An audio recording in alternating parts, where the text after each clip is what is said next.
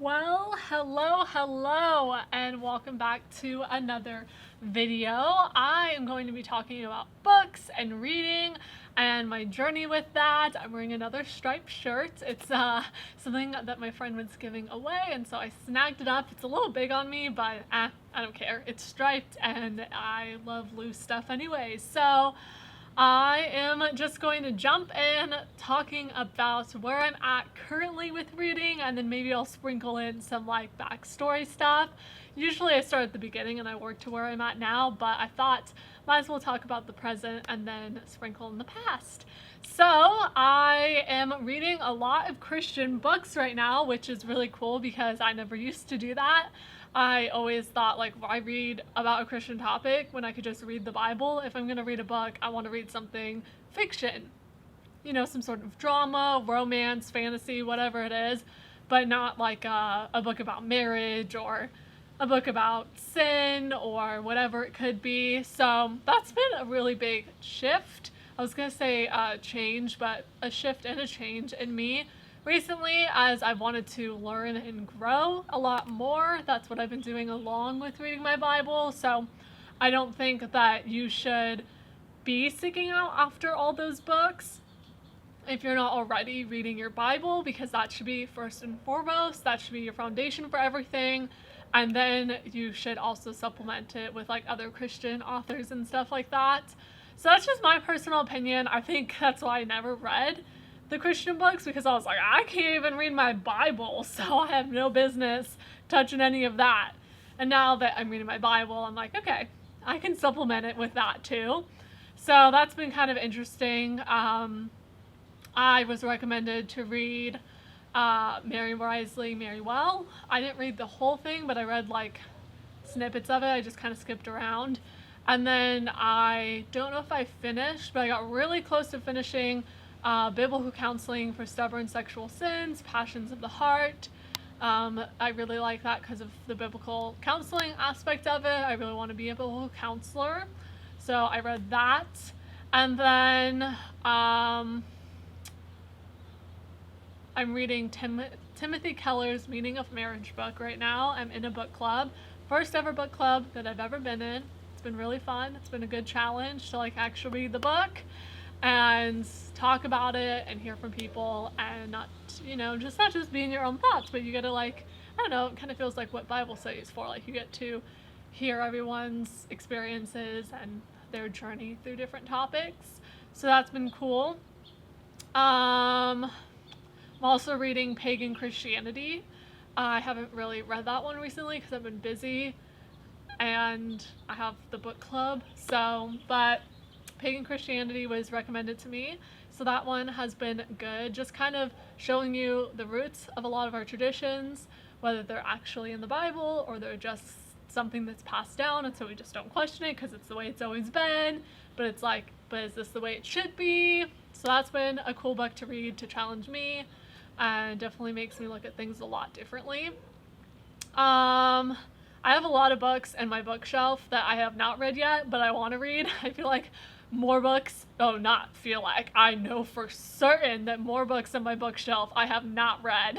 So that's kind of funny. I have my own like personal library. It's like, which one do I want to read today? Last year I read Multiplied by Francis Chan, and then I also read Silence and Solitude. I don't know why I just like hit myself. Silence and Solitude, which is a good book to like help you slow down and be still with God and challenge yourself in that. I also read this book. Oh, I forgot what it's called. It's something Jabez, or like the Prayer of Jabez, which is in the Old Testament. And it basically goes of how this guy prayed a certain prayer, and it's the only time he's mentioned in the Bible, but it shows that he was like really favored by God, and it just kind of breaks down what we should be praying for and how we should look at prayer and things like that. So that was a really cool book to read. That was also given to me. Same with the Silence and Solitude book, and then the Francis Chan book was also given to me. So a lot of books that I read are gifted to me or are recommended. So sometimes they're recommended and I buy them, or they're gifted to me, or I borrow them, whatever it may be. So that's been really cool. I'm not just like I am finding ones for myself just randomly as well, but usually the ones that I actually choose to read are the ones that I have a connection with someone over, if that makes sense. So I just think that's kind of interesting. Maybe that gives you inspiration to one, recommend and gift books to other people, or two, have them do that to you. I think it holds special meaning because you know and love and care about this one person, and they find this book really great and helpful. And so you admire them and you want to learn what they have been learning, and so you want to read it as well. And so I really enjoy that. That's been really sweet. I've also done like some book swaps with people. Like for December, I had a book swap with my friends, and this one is not a Christian book. It's called Christmas on the Coast, and that one was really fun. It was very realistic. I connected to the characters and their problems or how they felt. I wasn't in their exact situation by any means at all, but what the characters were feeling is pretty universal, like not being able to forgive yourself, wanting to blame yourself, not feeling good enough, negative stuff like that they felt, and I feel like that's pretty universal. And so it was very therapeutic reading that book, although it was just like a nice fluffy fictional book. It wasn't like Nicholas Sparks fluffy, like there was some like pretty heavy stuff, and I don't know, anywho, it was a good book. And then I think that's all I've read recently. I also read Strange Fire by John MacArthur for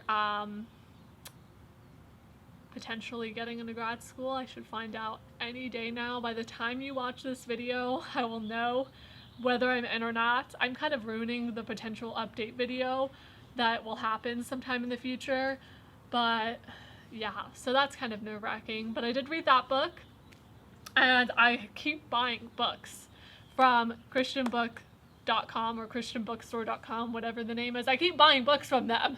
I have way more books than I could ever get through.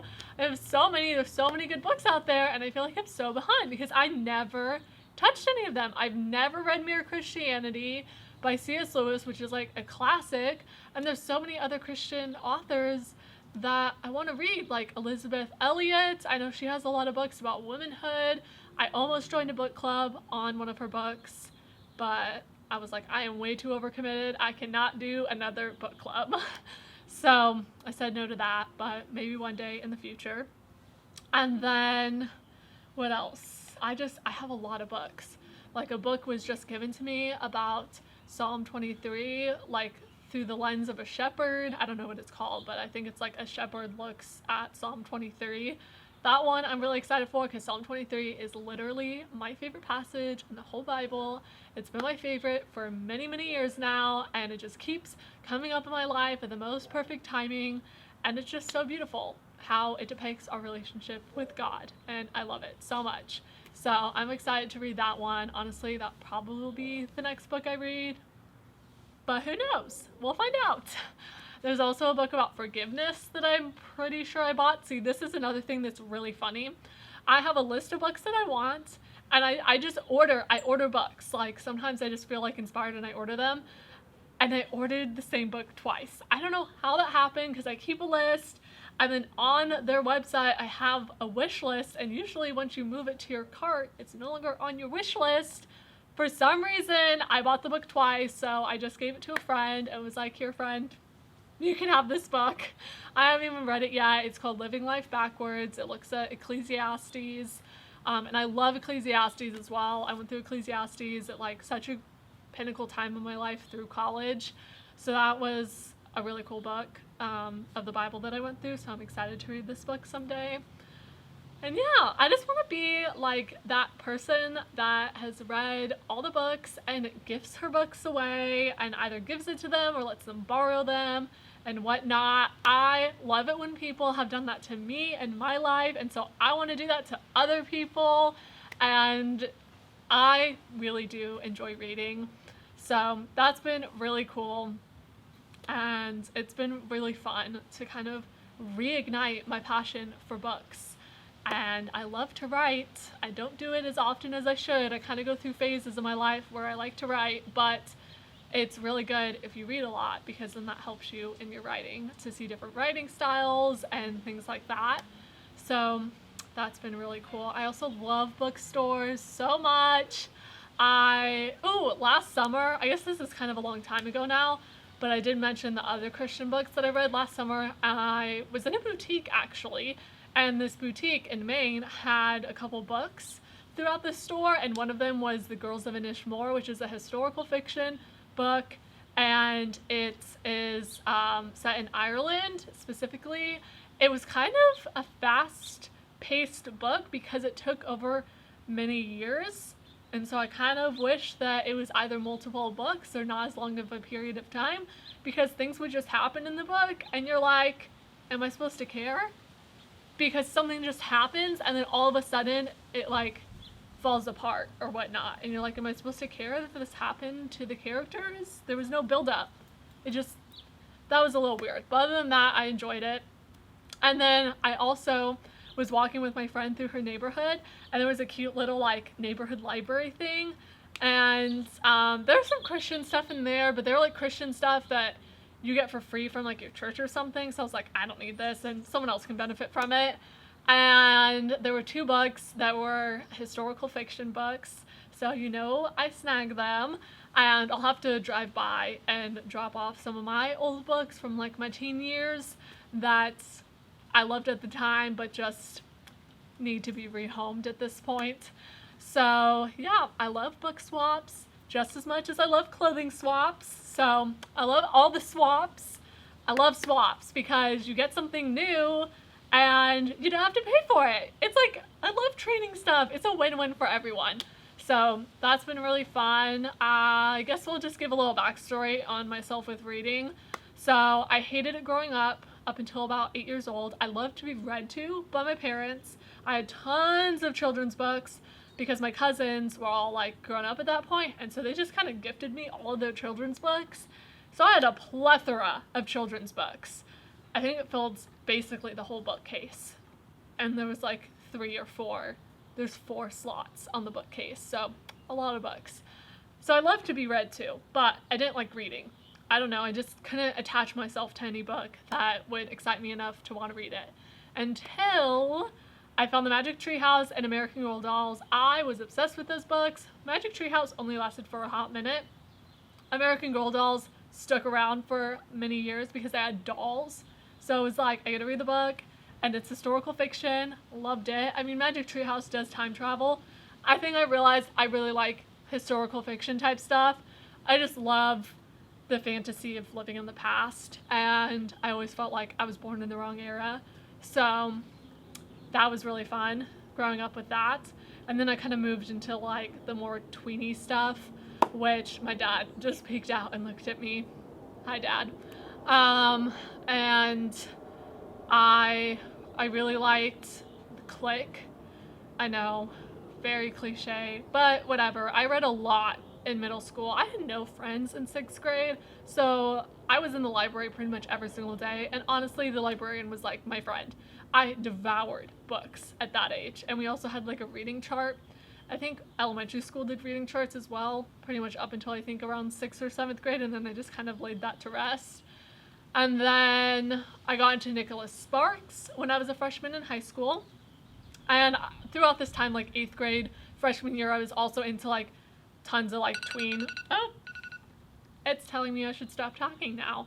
I was into a lot of like tween books or like young adult teenage romance novels, like summer type novels where it's summer and I'm at camp and I met this boy, or I go to the same summer cottage every year and the same boy's next door, and things like that. Just very cheesy romance stuff. And of course they're all teenagers, and I'm like, maybe this will happen to me, and it never did. It's okay. It's okay, Fulmore Stacy, that it didn't happen to you. You live vicariously through the books. Yeah, so I feel like what kind of happened throughout high school is there were a lot of reading for my honors and then AP English classes, which slowly deteriorated my love for reading because I didn't have time to read for like fun. And I remember even in the summer I would have reading assignments, and the books just like aren't that great. I know they're classics, whatever. I like some of them. I like Count of Monte Cristo. That one was great. I actually own it now. I haven't read it yet again but I want to. So there were some books that were really, fun and interesting to read. But then, like, you have to do an assignment on it, and it's just not what you want to read at that age for a teenage girl. Like, I wanted to read all those silly romance stuff. And so, but it was fine. AP English literally killed my love for reading. Like, it was struggling, and it was, like, getting by and floating above the water. And then AP English just came and just, like, stuck her under the water, holding her down, and said, "You're not getting up." Because basically I had to read 3 books at one time. There would be like a book report club thing that we would do as a project, and then sometimes there would be another book that we have to read in class on our own, and sometimes there were 2 books that we had to read. And so I got really good at SparkNotes and really good at skimming. I probably didn't read most of those books. It was reunited in freshman year of college. I took this English class. It was like an actual English major class, not just like English 101, but it was about American literature from the beginning till 1860. So that was awesome because it's like history mixed in with like all the classics, and I loved that class so much. That was a great class. It was also kind of like a survey of these authors and stuff, so that was really fun, and I liked the teacher a lot, or professor. And yeah, and then throughout college, again, like, I just didn't really have time to read, or I didn't want to read. I wouldn't say I didn't have time. I definitely had time. I was watching TV a lot and hanging out with my friends, but I didn't want to read because I had to read for school and do assignments and stuff like that. I was like, I don't have the mental capacity to read another thing. I just want to like either hang out with my friends or check out and watch television. And at that time I was still battling my whole like television obsession, I guess you could say. Now, I don't know the last time that I watched television. Probably October and November. I watched The Office for the first time. That was the last time I think that I watched television. I might have watched like a couple holiday Hallmark movies during December. I think that's it. Like, yeah, I don't know the last time that I watched television. Unless I'm at someone's house, then sometimes I watch it at their house. But yeah, so that is basically my up-to-date version of books and kind of my journey with reading. I'll have to do one all about writing sometime, since I did one all about reading. That will come soon. But yeah, I hope you enjoyed this video. I had super fun telling you all about my love for reading, and I will see you guys next time. So don't forget to be a bookworm like me. Seriously guys, you should try it out, even if you don't like reading. Just, you haven't found the right book yet. That's what I say. If you don't like reading, you haven't found the right book yet, start with the Bible. Okay, bye.